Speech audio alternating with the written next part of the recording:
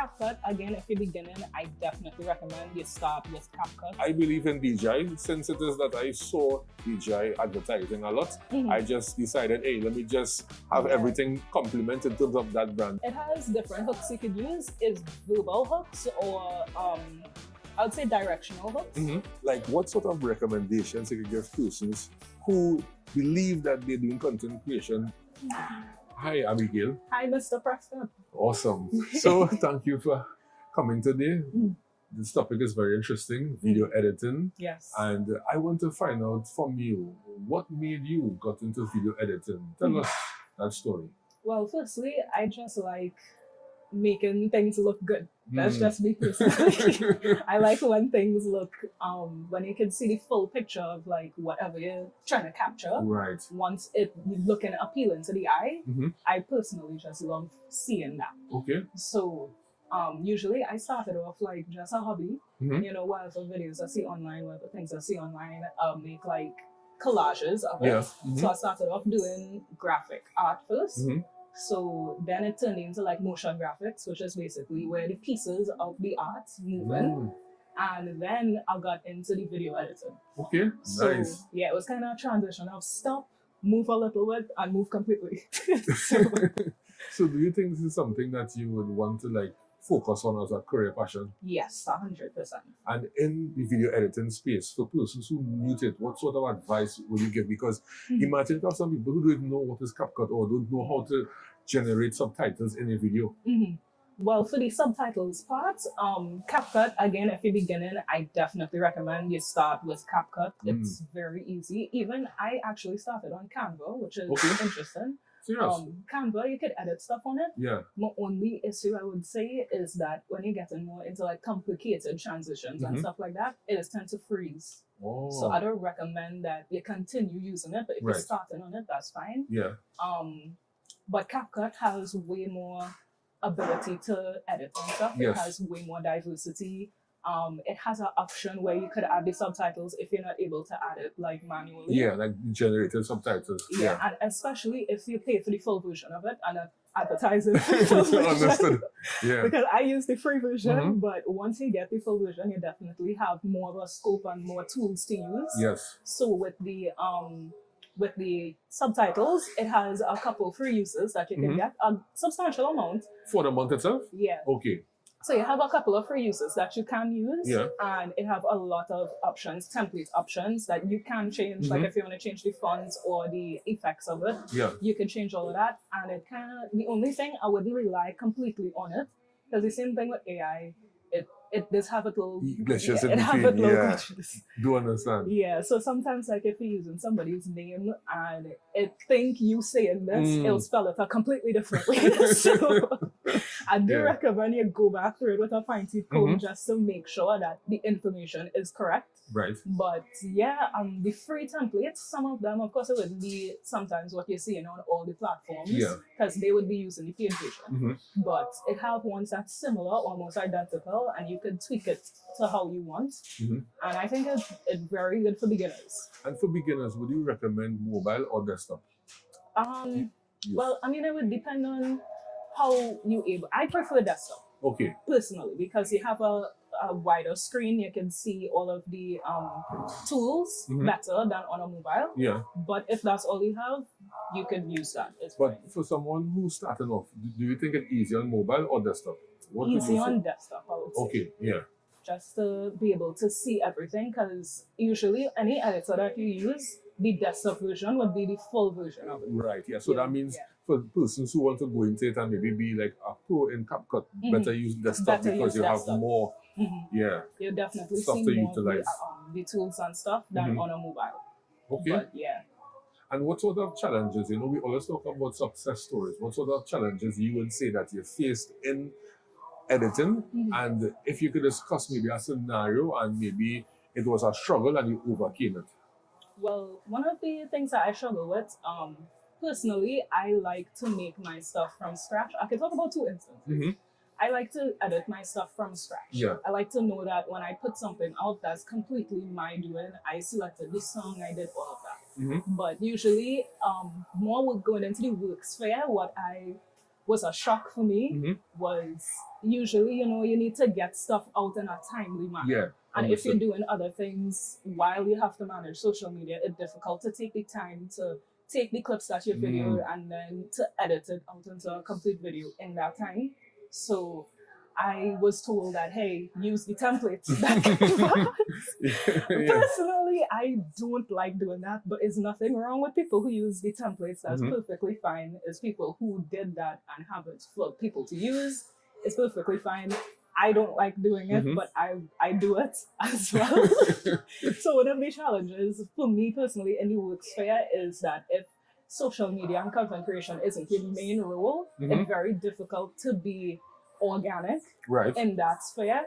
So don't feel bad if now and again you have to use a template. I don't know if it's just me, but don't feel bad if you have to use a template. And you see, a template is like that blueprint, that guide. Yeah. So I think sometimes for persons who actually beginning in terms of video editing, that template will help them so they have some sort of know-how to how to execute, So like, I would say in video editing, to me, at first it was a bit difficult, but as time go by, you become a bit better. I wouldn't say I'm an expert. I saw your video that you did. Say I'm an expert. No, but to me, it's to the point. Video editing is not about the many transitions, but it's about quality. It's about clarity in terms of the voice and these things. So I see people do video and in the background it's sounding like if it is that you're in a hall. And you want to basically utilize a proper mic per se. Any recommendations you would mention about like mic? Yeah. Well, I'm not really versed on all of the mics and stuff as yet. Yeah. But I'm not sure about the brand that used in the video. But that quality was good though. Yeah, that one was really good. But I know about like this brand, DJI. I know the products from this brand are really good. Correct, because when we think about the DJI, as we was talking about before the interview, the Pocket 3. Yeah, the Pocket 3. And then this camera here that we're utilizing is the DJI Action 5. So I believe in DJI. Since it is that I saw DJI advertising a lot, I just decided, hey, let me just have everything complement in terms of that brand, because sometimes you have a DJI camera, but then after you have a different mic, and obviously and the compatibility would be a bit difficult. Yeah, definitely. You see that even with like Samsung, some people, and Apple, some people would say you need to be like in an Apple ecosystem. Yeah. It would make everything flow a lot easier once you have. And I think Apple itself designed it that way, that if you purchase, let's say, something of Apple, it should complement it with another. Yeah, so the information just translates a lot easier when you have an ecosystem. Again, not sponsored, but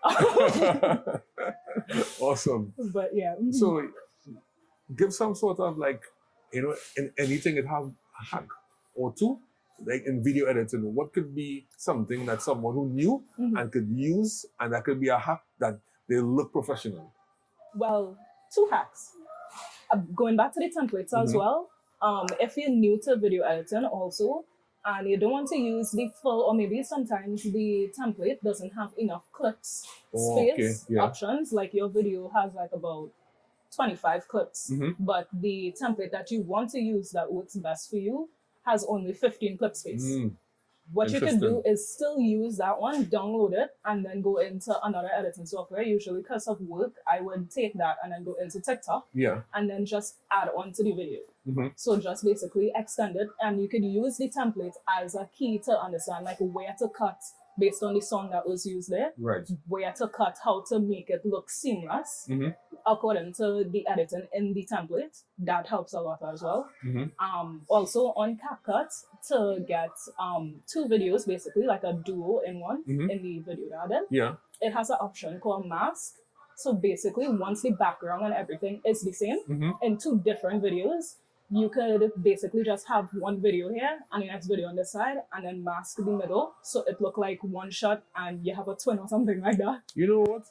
Hearing you, I think I need to like get some sort of class from you, maybe if it's 2 hours or something, because we could never know too much information. That's true. And what you mentioned is just new to me. I know about the video transition, I know about the subtitles, I know about like the songs, effects, and these different things, splitting image, but that's what you mentioned, no. I'm not too familiar. So that definitely and was a great hack.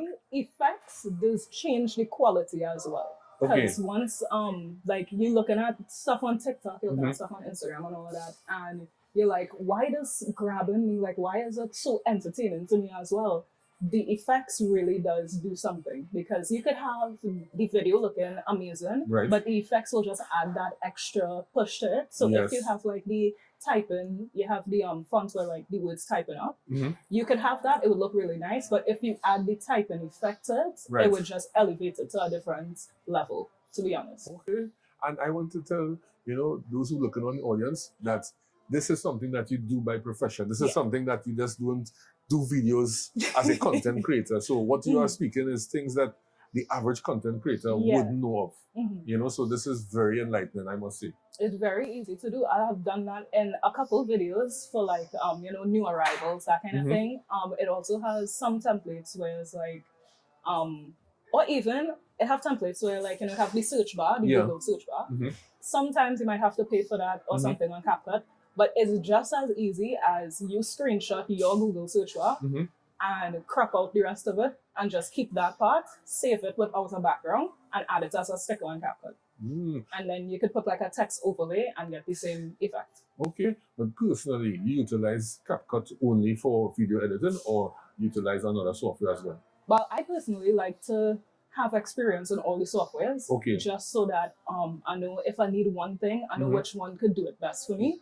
So right now I'm using CapCut a lot, but before I used to use Canva, and then I went to Clipchamp, which is I think is Microsoft default editing software, which is very simple as well. It's very easy to understand.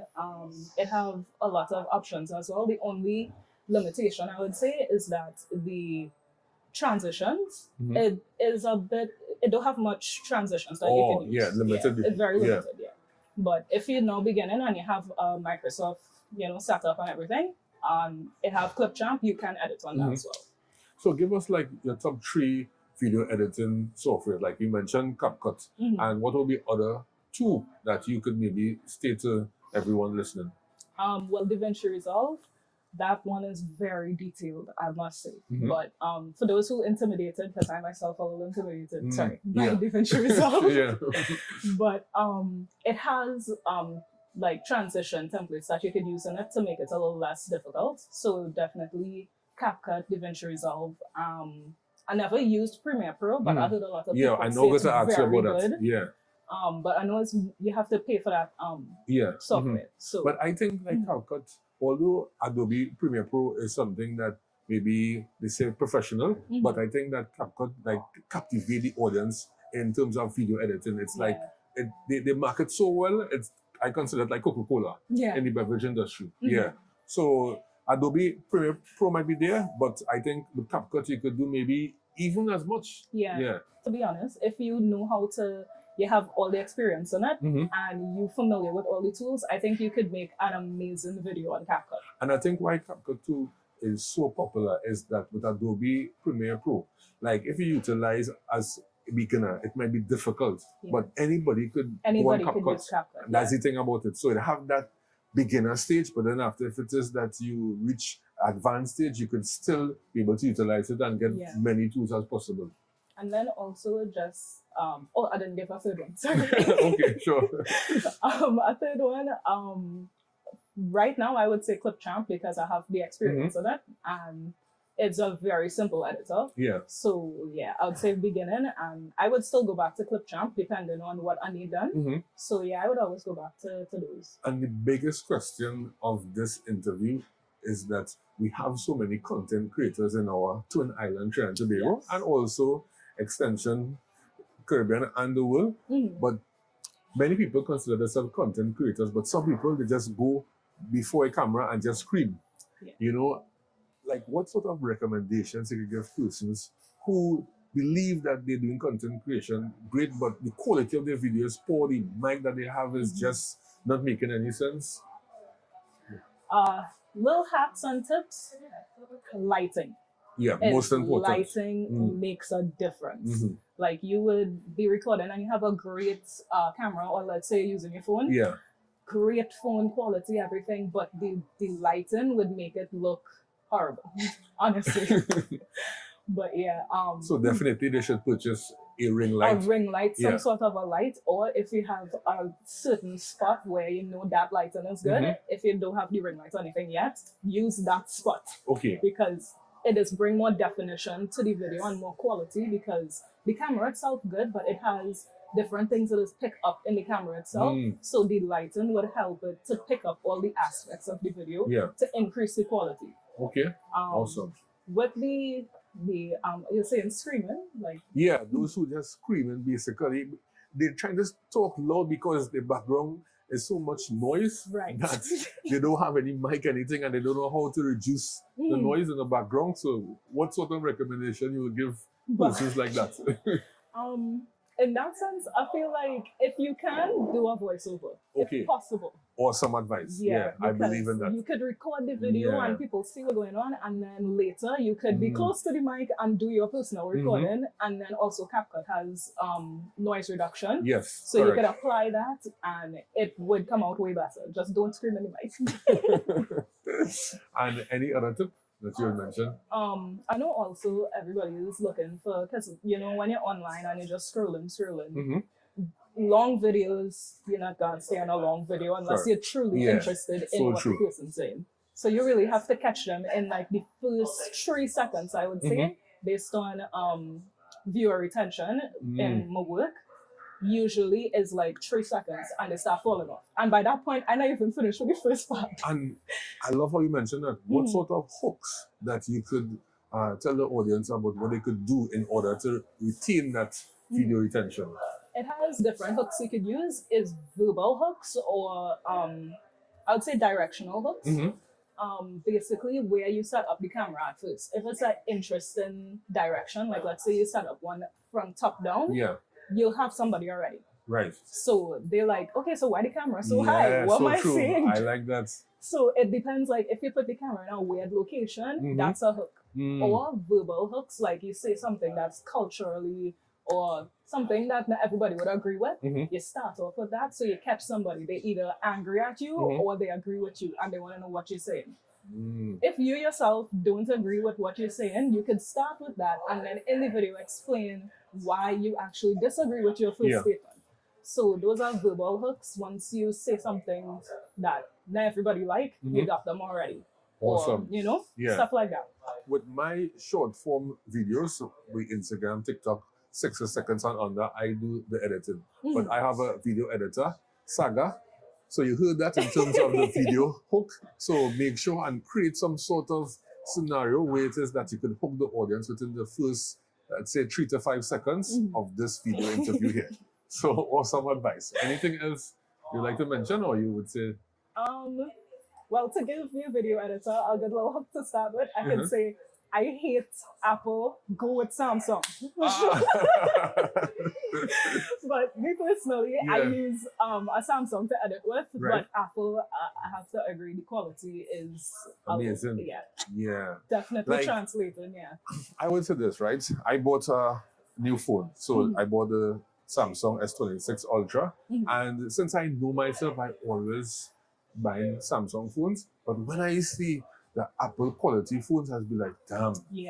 But it's not user friendly. That's the reason why I never really bought one before, because Samsung is so easy to use that it's unbelievable. Definitely. But I'm not sure about the latest Apple, because they said that with the latest Samsung models, the quality has enhanced pretty good. So I'm not sure how it compared to the latest iPhone, which will be like what?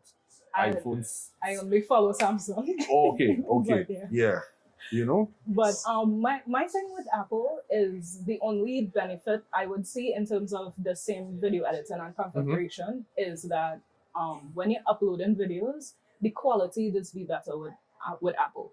Right. It's be a little better than with Samsung. So that's my only thing that I have to agree with. Using an Apple for content creation, you'll get a better quality. It's unfortunate, but So that means the next phone that I have to purchase might have to be an Apple. If you're in a position to have 2 phones, you can have an Apple for content and you have the Samsung as your personal. That would be ideal for sure. Yeah, because with long form video content, I utilize the DJI Action 5, but with short form, I utilize my phone. You know, because That's easier. You always have your phone on you. And with the quality of the phone, like this Samsung S26 Ultra, I would say it's pretty amazing that sometimes I don't even utilize a mic and I do a video.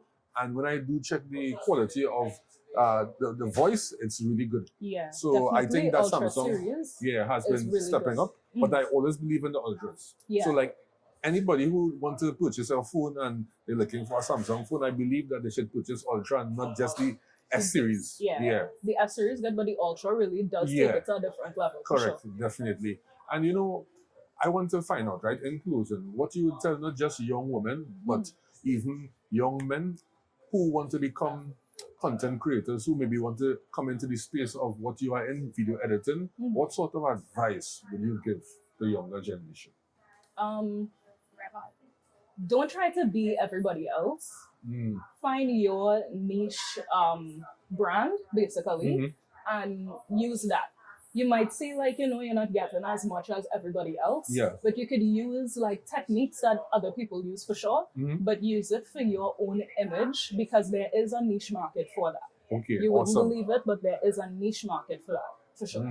And you know what I would like to tell you, Abigail? Whenever it is that you are going to start your course, I will be your first paid customer. Thank you very much. You are most welcome, and thank you for your time. Of course, thank you very much for the opportunity. Anytime. Don't forget to like and subscribe. Sure.